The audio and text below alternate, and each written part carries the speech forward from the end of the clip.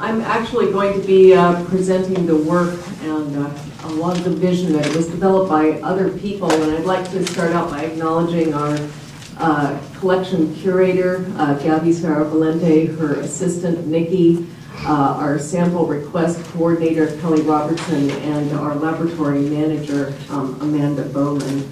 And I'm going to be introducing this marine mammal and turtle genetics collection. I won't be talking much about the turtle part of it today, but it's very integrated into this system. I thought I'd start out by talking about why we have this system. And the simple answer is that it's there so that we can respond to our legal mandates as a management agency. And those are two major mandates. The Endangered Species Act, with the goal to maintain the evolutionary potential of the species, and the Marine Mammal Protection Act, with the goal to maintain population stocks as functioning elements of their ecosystem.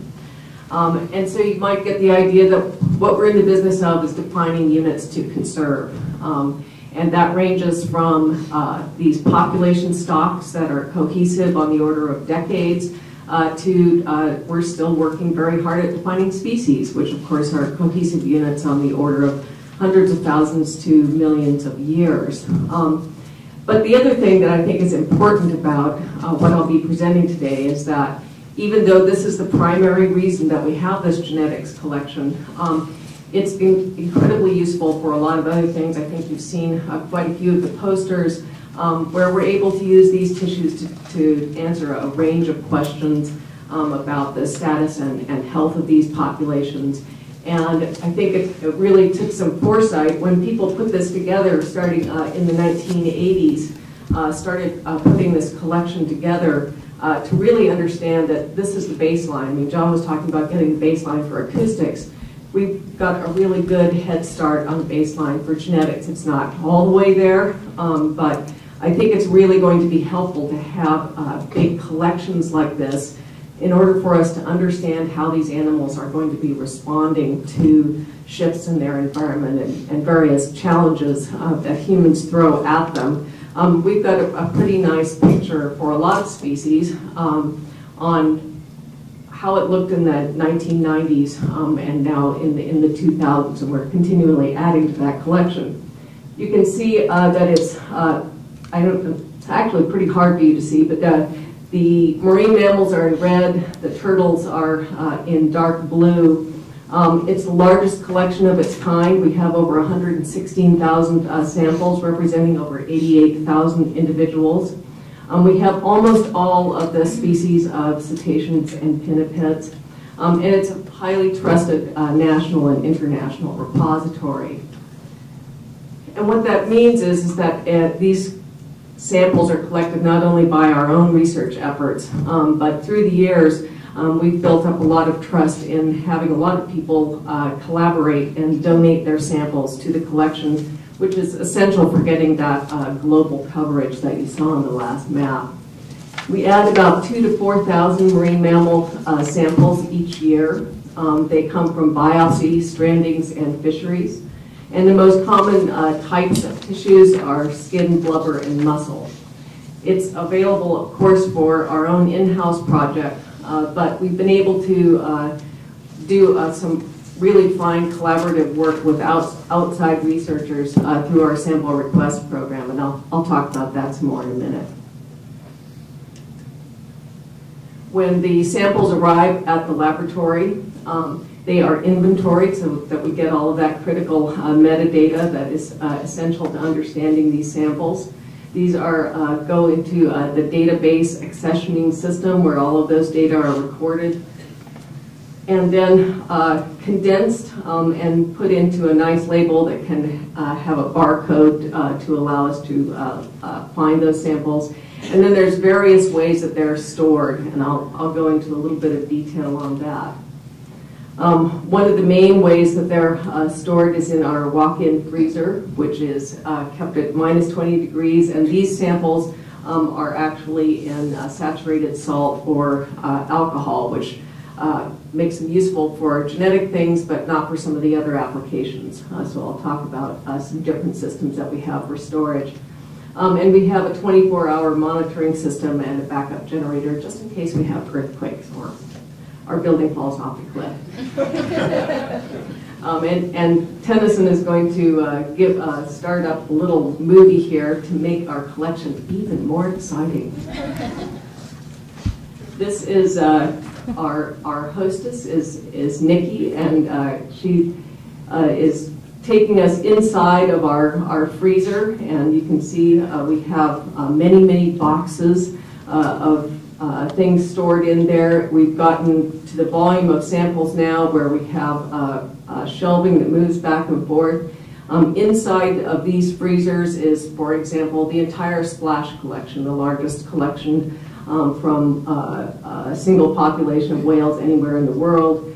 We do regular inventorying, so we take these samples and make sure that they're in good condition. We know the quantity of both tissue and DNA that's left, and we replenish all the fluids to make sure that everything is fine, and then they end up in these very nice flats that you see here. And so it's an ongoing work of love by a number of people who spend a lot of time in big coats.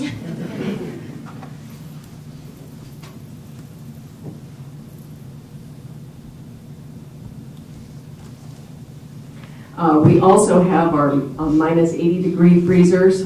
This is where we store a lot of the tissues that are used in work that, for example, Gina does and Nick does, where you don't want it to be stored in any other type of fluid. And we've gone into quite a bit more dry storage for a number of reasons. One is it's greener than having a lot of minus 80-degree freezers. And of course, for things like bone and baleen, they're naturally stored as dry mediums, but we're also going into some green projects to be able to store DNA in multiple ways, because we realize that as time goes on, and even if we looked back a decade from now, a lot of the methods that we're using are going to seem like ancient history. And so preserving these tissues in a number of ways to ensure that they last for decades when they are going to become more and more valuable is really essential to what we do. And so we put as much time as we can into research and development to make sure that these are available for future generations to work with. We have a sample request system that Kelly Robertson is the contact person on. And we get about 15 requests per year. It averages about 700 samples. The investigator submits a proposal that's evaluated by the sample request committee that looks at the importance of the study's objective, the quality of the experimental design, the technical feasibility of the molecular techniques, and the availability of the requested samples in the collection. And the investigator then agrees to provide brief annual reports on the status of their research until it's either published or abandoned. They include Southwest accession numbers for the samples in all their publications. They're required to submit sequences used in publications to GenBank, which maintains millions of sequences that are generated by geneticists all over the world working with all sorts of different taxa. Or they provide electronic files of the sequence or genotype data when the work is accepted for publication. They acknowledge Southwest and the outside contributors, which are a legion, and provide reprints of any and all publications and use the samples for the proposed research only. And then finally, the requests are tracked themselves so that we know where the samples are and how they're being used. And just to give you some idea of what happens in just a 5-year snapshot, our own lab has produced 92 publications. Our genetics tissue collection has grown by almost 15,000 samples. We do about 60 species identifications per year of bycatch and strandings. We've made 56 loans of over 3,000 samples, and we have 25 ongoing projects. And to promote collaboration, I've put all of these projects on a single sheet of paper front and back, that describes each one of the projects with a couple of sentences, and it gives the principal investigator in their email. So if you're interested in any of those projects, then I'll be happy to give that to you, and look forward to future collaborations. Thank you.